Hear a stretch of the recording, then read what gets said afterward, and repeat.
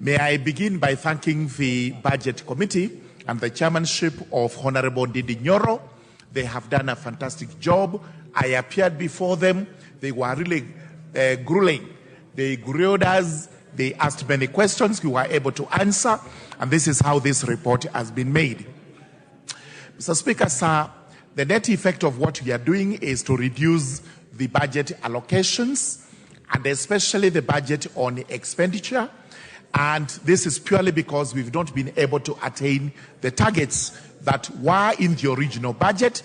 And this is the right thing to do, simply because we cannot borrow all the time so as to bridge up gaps in our budget.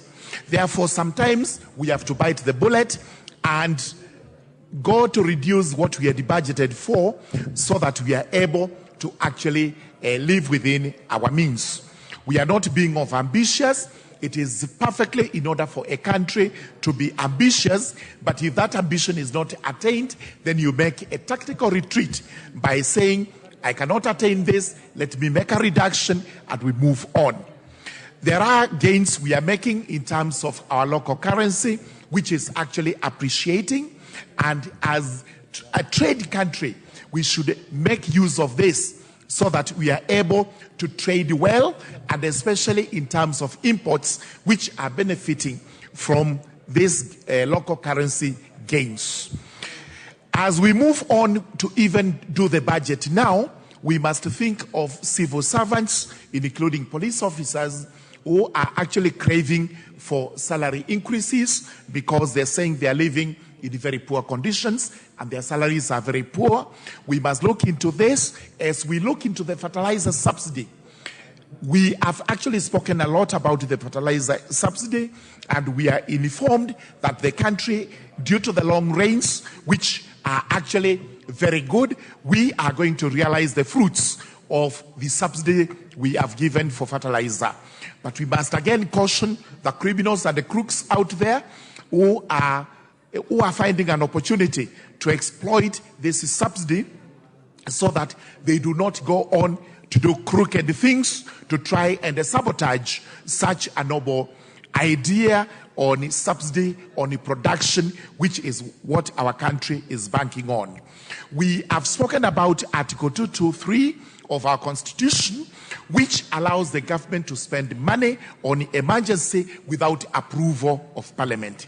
This is extremely important, and the government must stand warned that the only money to be spent under Article 223 is on emergencies. We've spoken about the emergencies of El Nino, the rains that we've been experiencing, the damage we have seen on our roads, on those who live near riverbanks, flooding and water view. And if any money has been spent on this, this is justified.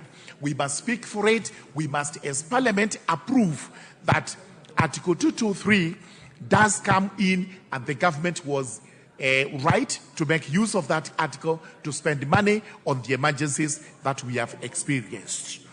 There are demolitions that are going on, and every member of Parliament, especially from Nairobi, is speaking passionately about it on riparian sections, those who live within reserved areas.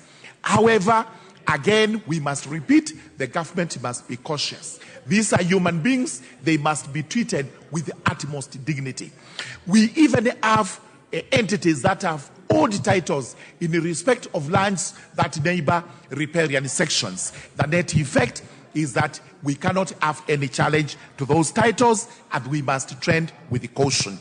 And finally, we've spoken about universities, and I must point out about my two universities, Tharaka University and Chuka University. These are in dire need of money. We must allocate money, even if it's not in the supplementary, in the main budget.